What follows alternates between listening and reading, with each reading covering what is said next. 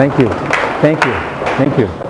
I'm very, very happy to be here. It's a big honor for me to be here. I've known about Raquel for many years. I've known about you for many years.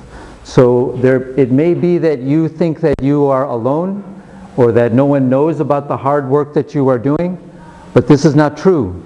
There are people all over the world, and especially in America, who know the hard work that you are doing and the effort you're making to create a new life for you, for yourself, and for Uganda.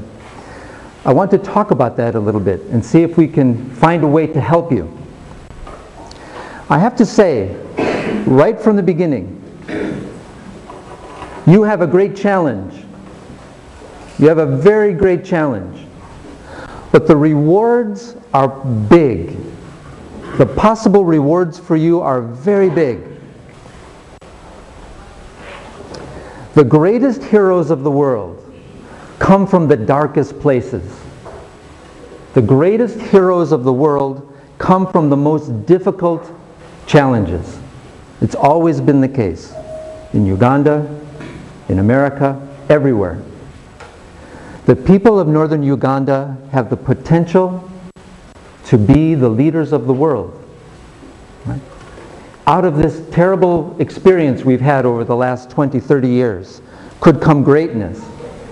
The purpose of the Unity Project is to help that greatness come from the people of Uganda, to come from you. The leaders of the world need to come from Africa, and they need to come from Uganda, and they need to come from Lira district, and they should come from Raquel. Could be you. Right. Who knows who Nelson Mandela was? Who is Nelson Mandela? Anybody? Who's Nelson Mandela? The former president of South Africa, right? What did he go to jail for 27 years? Why? Why did he go to jail? Because he was fighting against apartheid, which was a terrible, almost slavery, wasn't it? A way that the white in South Africa were oppressing the black native people of South Africa. He went to prison for 27 years. When he came out of prison, was he full of hatred and bitterness? Was he full of fear and despair? No. He became the president of South Africa, and his rule was not about revenge. It was not about fear. It was about unity.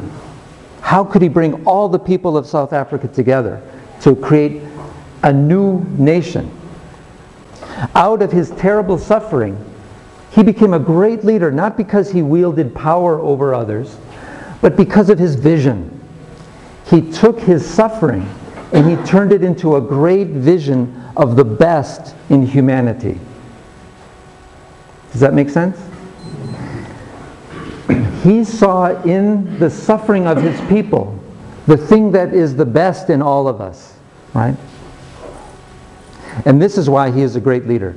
The world needs many, many, many Nelson Mandelas, right? It needs you, right? I would like to talk a little bit about why I think you have a great challenge in front of you, and why I think you have a great reward, and what the Unity Project might be able to do to help. When we suffer greatly, and I've had the opportunity to work all over the world with people who have suffered terribly in different wars. You may have heard of a war that was in Bosnia in the 1990s. I worked with many survivors of that war, survivors of that genocide, former soldiers, former civilians. I've worked with veterans all over the world. I've worked with refugees from Cambodia, refugees from Central America, in Israel and Palestine. I've worked with people who have experienced the horror of war, right? And what we find is the natural, automatic response to war are one of two things. Either we respond with fear or we respond with anger, in general. The fear comes when we are afraid for our lives, afraid for the lives of our loved ones. Over time, this fear can eat away at our heart. It eats away at us. It makes us feel weakened as a person. It's hard to believe in anything.